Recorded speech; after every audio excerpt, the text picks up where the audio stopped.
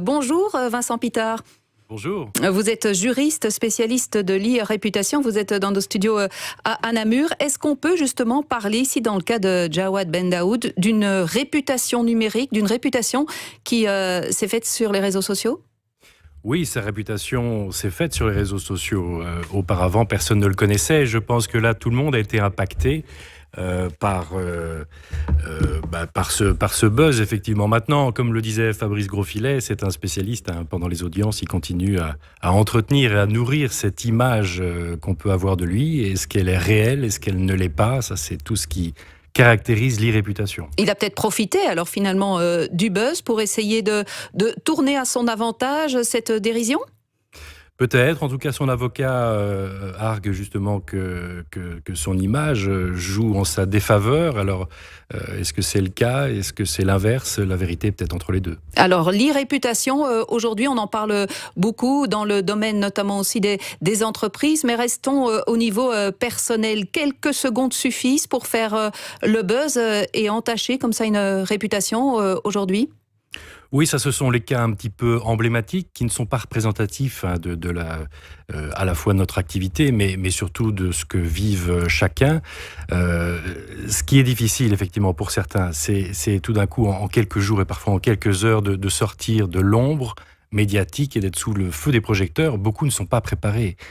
Il y a quelques années, évidemment, le monde politique, des dirigeants médiatisés ou certaines personnes avaient l'habitude d'utiliser les médias ou en tout cas de se présenter sous leur meilleur jour. Et aujourd'hui, ça concerne vraiment monsieur et madame tout le monde. C'est vraiment ce qui a changé avec l'avènement des réseaux sociaux. Et quand on y pense, ça a à peine 10 ans. Mais une fois que l'emballement est parti, justement, c'est difficile de l'arrêter ? Alors, l'essentiel, l'idée principale, c'est évidemment de maîtriser cette image. Donc, c'est vrai que beaucoup de nos clients voient les réseaux sociaux et le digital en particulier pour un peu comme un danger. On leur montre que c'est d'abord une opportunité.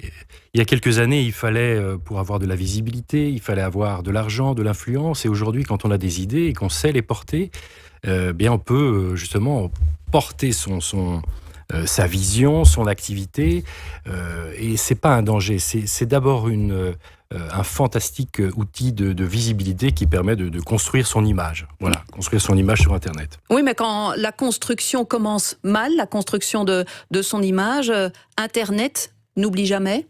Exactement. Internet n'oublie jamais, ça c'est bien la difficulté. C'est pour ça que le conseil de prudence est déjà un bon conseil de départ. C'est-à-dire qu'il faut partir du principe que toutes les informations qu'on libère sur la toile, même parfois dans des réseaux sociaux privés, sur Facebook, dans des conversations entre amis, partons du principe qu'un jour elles seront peut-être rendues publiques.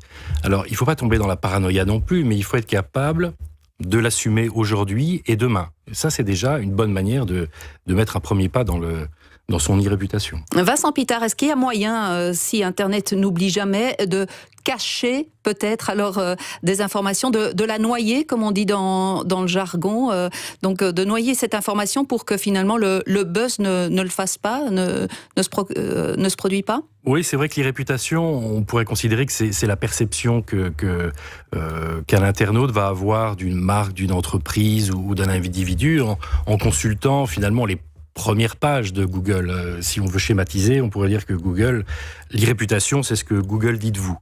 Donc certains considèrent que le noyage, parce que vous avez utilisé ce mot-là, effectivement, c'est une bonne technique pour repousser dans les pages un peu plus profondes des résultats qui sont plus délicats à gérer. Et comment fait-on alors? On publie autre chose?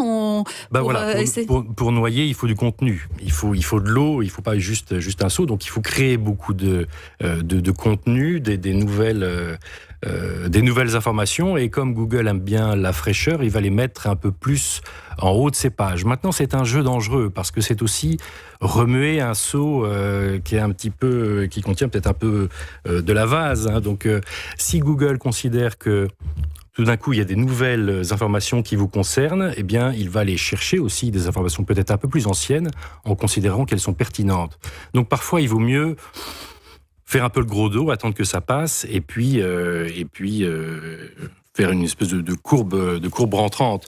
Mais en tout cas, le noyage et le nettoyage, parfois ils sont nécessaires, mais c'est uniquement pour se donner le temps de construire, puisque c'est ce qu'il faut, c'est vraiment ce qu'il faut faire. Oui, Maîtriser, reprendre un petit peu la main sur les traces numériques qu'on peut laisser. à tel point que maintenant il y a une nouvelle forme d'assurance justement qui couvre ces atteintes à l'image sur Internet et qui s'occupe de faire ce nettoyage et ce noyage.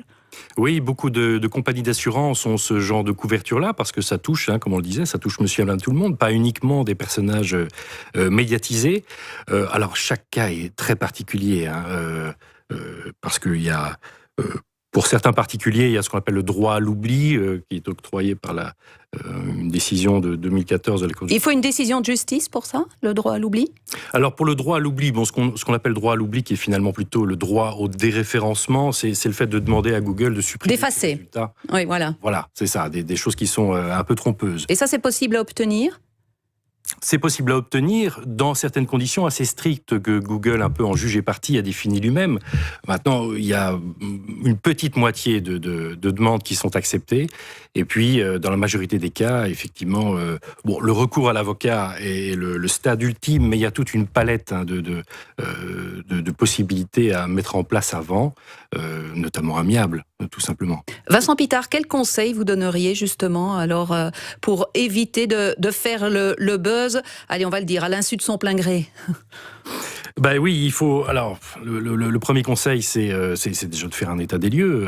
Tapez votre nom sur Internet et regardez un petit peu ce qui apparaît dans les premières pages de résultats. Si ça vous convient, vous êtes déjà sur une bonne ligne. S'il y a des choses qui sont obsolètes, trompeuses ou justement qui ne montrent pas certaines de vos facettes, eh bien, vous avez déjà un premier plan d'action qui se dessine. Maintenant, je le disais tout à l'heure, c'est de la prudence et du bon sens finalement. Partez du principe que ce que vous dites, vous devez pouvoir l'assumer. Je rappelle que vous venez de sortir un ouvrage, Votre image sur Internet, à vous de jouer. Vous dites qu'il faut construire finalement son e-réputation, mais souvent, on n'en est pas responsable quand même. Il y a les traces numériques que les autres laissent sur vous, mais globalement, pour la majorité de nos clients et certainement des lecteurs de ce livre, les traces qui parlent de nous, c'est nous qui les avons déposées. Donc c'est pour ça qu'il faut à la fois bien construire cette image-là. Donc dans le livre, on l'a voulu très pratico-pratique. C'est pas un livre pour ni académiques, les geeks, ni pour les professionnels. Voilà, c'est ça de la communication. C'est pour tous ces entrepreneurs, pour toutes les personnes qui cherchent un emploi et qui savent que leur image professionnelle est importante, certainement encore plus aujourd'hui qu'il y a quelques années. Mais je rappelle le titre donc de ce livre, Votre image sur Internet, à vous de jouer, signé donc Vincent Pitart. Merci d'avoir été avec nous ce matin depuis Namur pour cet éclairage donc et vos conseils.